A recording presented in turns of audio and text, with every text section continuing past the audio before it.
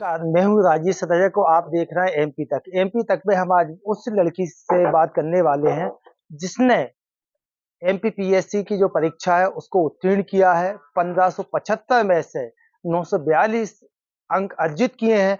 आज वो अपने गांव में है। गांव का माहौल देख सकते हैं किस तरह का, एक खुशी का एक माहौल है।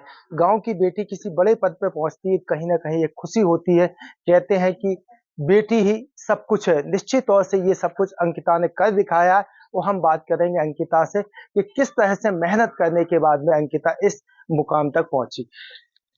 अंकिता ये बताइए, लगभग किस तरह से मेहनत करना पड़ी आप? सर मैंने 2019 से पढ़ाई शुरू कर दी थी।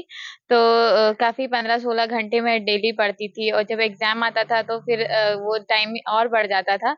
तो मैं सुबह से लाइब्रेरी जाके सेल्फ स्टडी पढ़ना शुरू कर देती थी। और सर एग्ज़ाम ओरिएंटेड मैंने पढ़ा।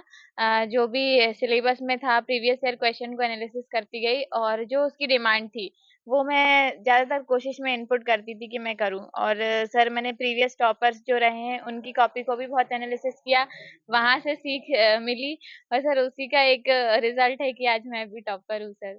कभी ऐसा हुआ, कभी डिप्रेशन जैसा माहौल स्थिति बनी कभी क्या? हाँ सर, कई बार ऐसा डिमोटिवेशन होता था क्योंकि ये बहुत लंबी प्रक्रिया है, प्रीलिम्स होता है, फिर मेंस होता है, इंटरव्यू। तो काफ़ी टाइम लगता था, ऐसा लगता था कि कब से तैयारी कर रही हूँ, कब सिलेक्शन होगा, कब सिलेक्शन होगा।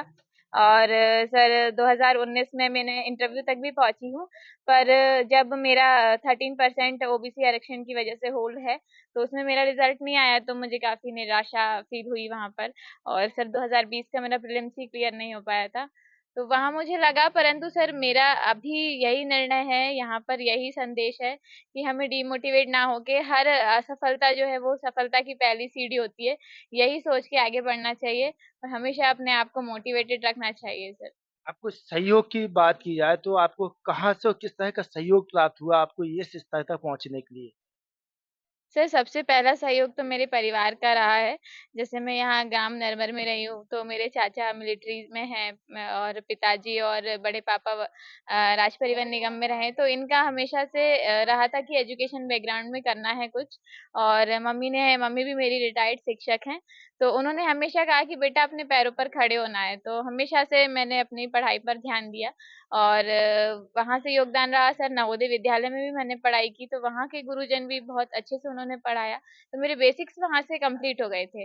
और सर फिर तैयारी के दौरान भोपाल में कई ऐसे गुरु मिले मुझे, तो सर मेरी तैयारी बहुत आसान हो गई थी। आज की जो युवा पीढ़ी है जो हमेशा पिछड़ती जा रही है, कहते हैं बेटी है तो कल है, लेकिन क्या मानती हैं आप?